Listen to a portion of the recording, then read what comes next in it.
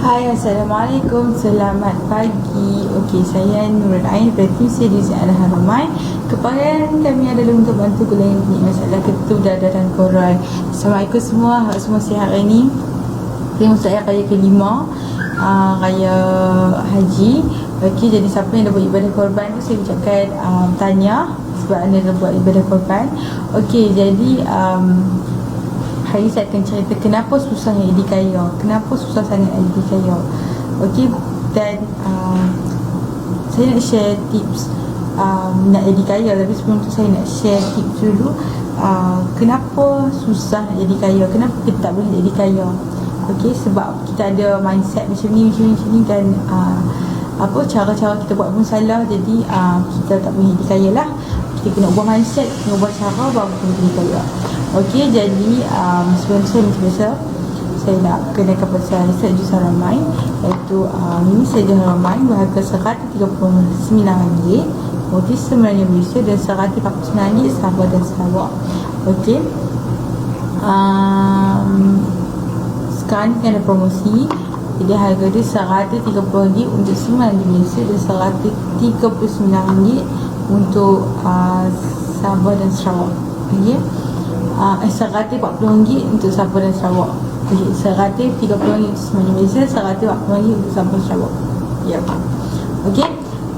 Jadi dalam set ni ada dua item, iaitu Jus Haramain, okey, dan juga minyak Haramain.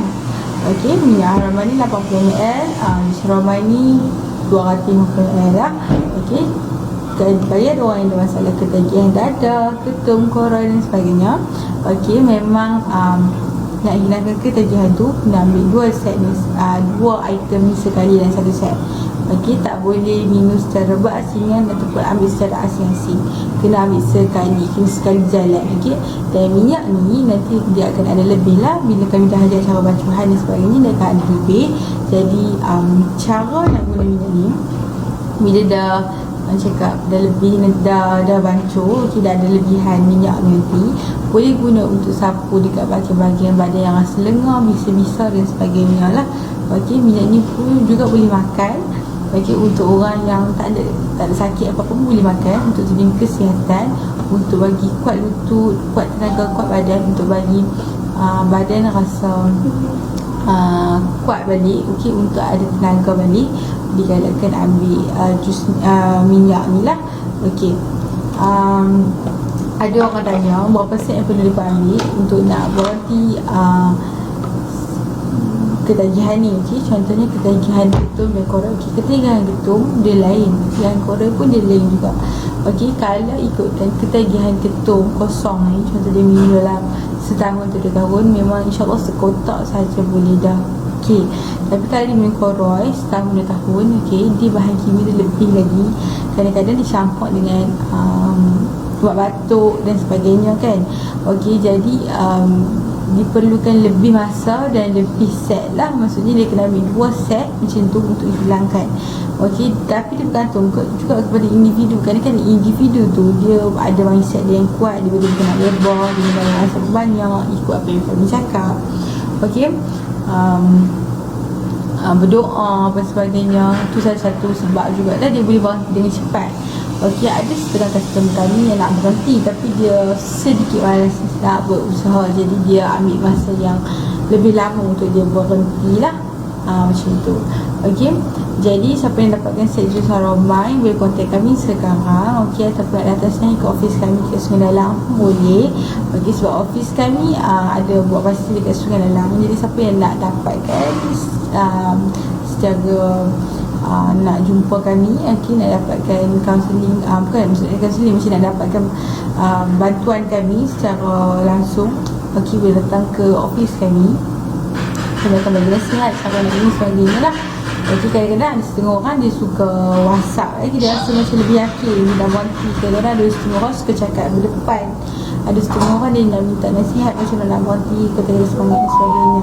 Jadi banyak cara tuan-tuan boleh buat dengan kami. Maksudnya nak suruh kami COD pun boleh, nak suruh kami post pun boleh, nak suruh kami apa nak tuan-tuan nak datang walk in ke kedai sini pun boleh. Okey, Jadi saya akan teruskan dengan tajuk saya pada hari ini. Okey, kenapa kita susah nak jadi kaya? Okey, kalau tuan-tuan ada apa-apa soalan nak tanya, boleh tanya.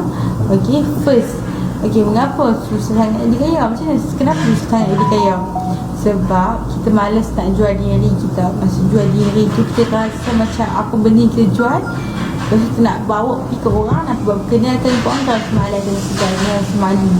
Okey, kita jadi malu dengan semua benda. Okey, nak berniaga tak boleh malu. Nak berniaga kena kena keyakinan diri yang tinggi, dan kita kena yakin, kita kena ada mindset yang kata kita boleh buat benda ni. Okey, yang kedua adalah rasa tidak layak jadi kaya. Hanya orang terpilih jadi kaya. Dia rasa diri dia macam, okey, aku ni dia biasa-biasa pun dah okey. Dia tak rasa macam, okey, aku pun boleh jadi kaya macam orang lain. Dia tak rasa macam tu.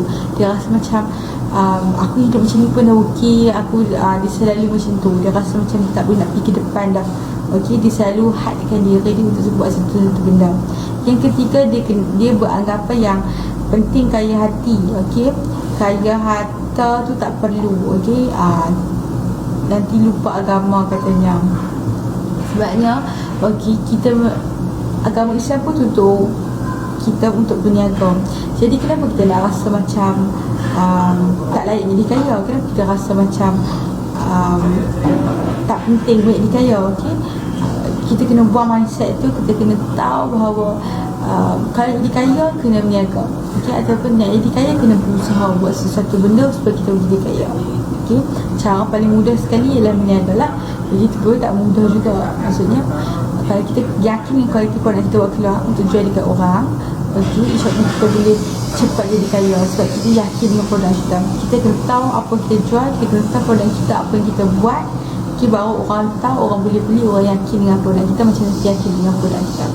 Okey, yang keempat adalah terlalu menyesali kekurangan diri. Rasa diri ni kurang sangat. Rasa diri ni tak boleh pergi ke depan. Dia tak apalah, dia tu mak ayah dia memang kaya, dia boleh buat bisnes lagi besar daripada kita. Sekarang saya ingat macam tu. Ataupun saya ni tak mampu lah ada modal besar macam dia. Dia tak apalah, gaji dia pun memang besar, dia ada modal untuk buat bisnes sebagainya. Tak semua orang start bisnes dengan modal yang tinggi. Okey, tak semua orang start jadi kaya dengan bantuan daripada orang lain. Okey, mungkin modal RM1 pun dia boleh buka bisnes yang boleh jadi kaya. Tak kira lah bisnes apa kita buat. Okey, modal tu tak penting. Yang penting usaha kita. Usaha kita jadi kaya tu macam mana. Kita kena ada mindset yang tinggi, azam yang kuat kalau nak jadi kaya. Okey, yang kelima adalah beranggapan wang hanya berfungsi sebagai memenuhi keinginan sahaja. Tak, wang ni maksudnya dia anggap wang ni untuk penuhi keinginan kita saja. Faham tak? Maksudnya kalau kita ada wang khas untuk keperluan kita, cukup untuk keperluan kita tu pun dah cukup.